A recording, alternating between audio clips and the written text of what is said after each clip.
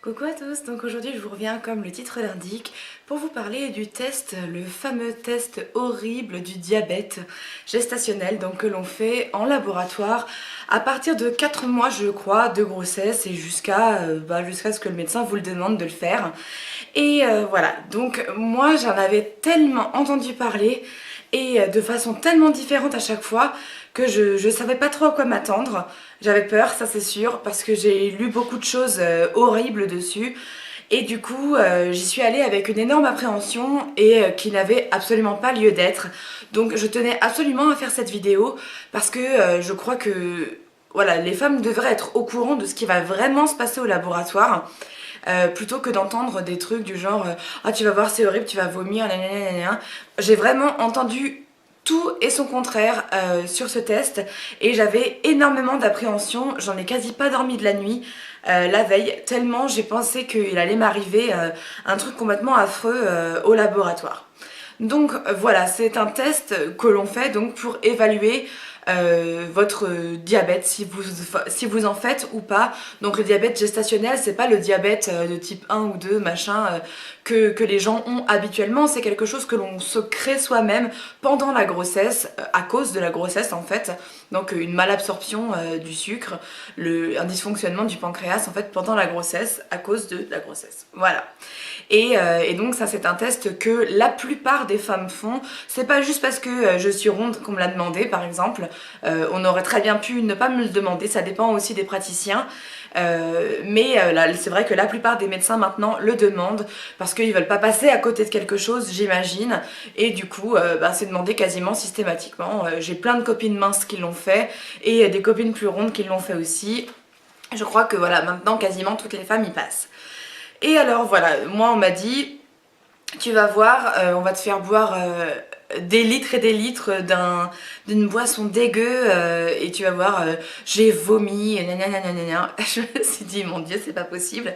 Et en fait, non, pas du tout. Déjà, alors, je vais vous expliquer comment ça se passe, après je vous dirai ce qu'on m'a dit. Ça va être plus simple parce que du coup... Voilà, donc quand vous arrivez au laboratoire, moi dans mon laboratoire il fallait prendre un rendez-vous parce que c'est vrai que il y a quand même 3 prises de sang et puis il faut qu'ils aient le matériel nécessaire pour vous faire justement ce test.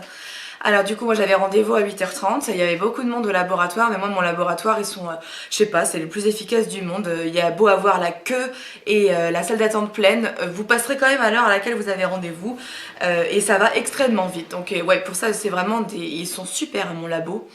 Je suis vraiment chanceuse pour ça parce que moi qui déteste tout ce qui est laboratoire et tout, je suis plutôt bien servie pour une fois.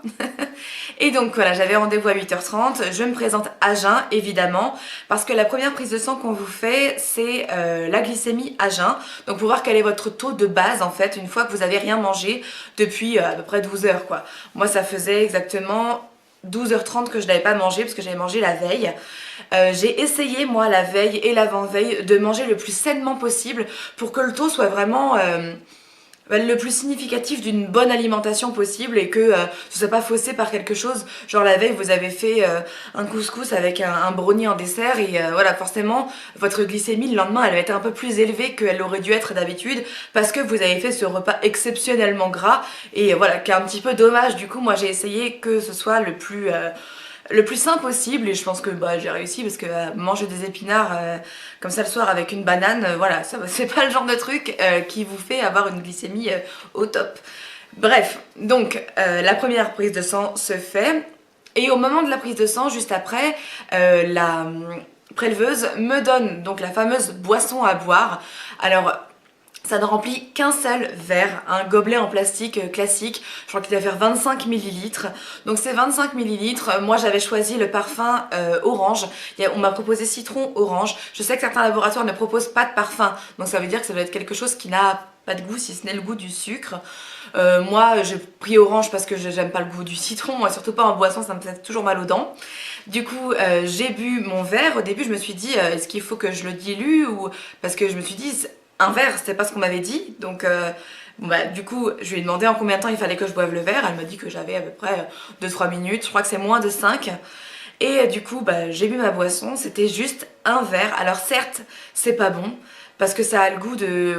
moi je sais que j'aime bien boire par exemple des diabolos ou des sirops à l'eau, mais je préfère quand c'est de la limonade, donc je préfère le diabolo. Et sauf que j'aime pas quand il y a trop de sirop, parce que j'aime pas quand c'est trop sucré.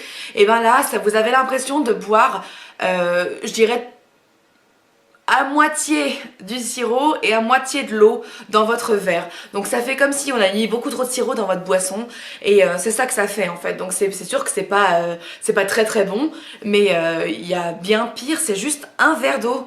Enfin, un verre de liquide à boire dans votre vie, enfin, dans votre grossesse, c'est vraiment absolument rien du tout. Donc moi j'ai bu ma boisson. Et après, elle m'a dit, bon bah voilà, maintenant vous pouvez patienter en salle d'attente.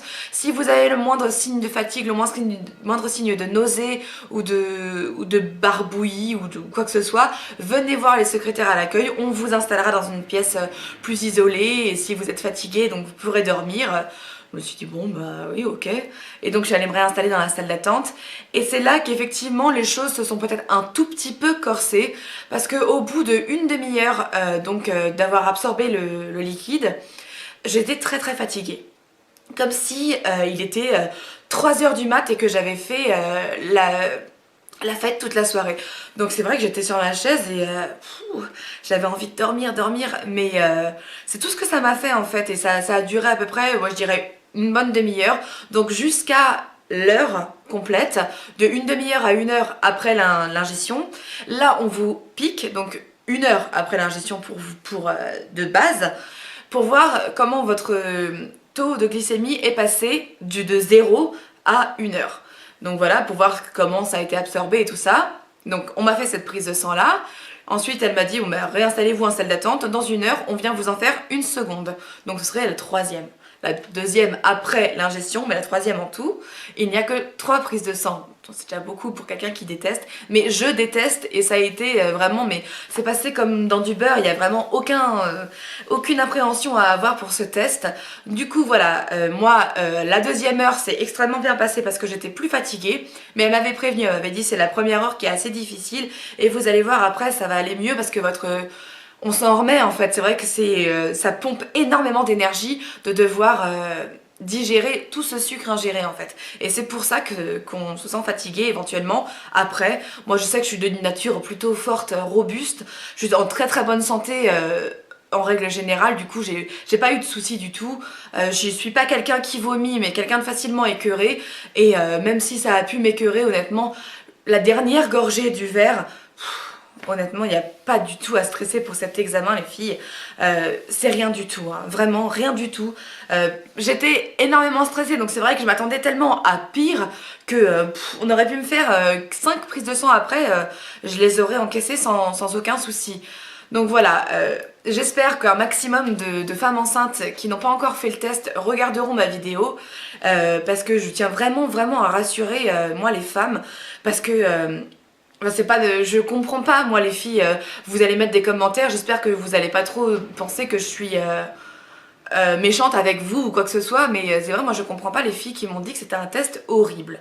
Alors c'est vrai qu'après, dès lors que ça nous fait vomir, j'imagine que du coup le test passe vachement moins bien, mais je sais pas, moi ça m'a vraiment rien fait du tout, enfin, à part la fatigue, mais en plus de ça, comme j'avais hyper mal dormi la veille, justement à cause du stress, j'étais sûrement encore plus fatiguée que d'habitude, je veux dire, et le fait d'être à jeun fatigue aussi un peu, je pense, donc bon, non, enfin vraiment, il faut pas du tout que vous angoissiez, parce que c'est pas quelque chose de... Déjà d'une, c'est pas douloureux, et ça...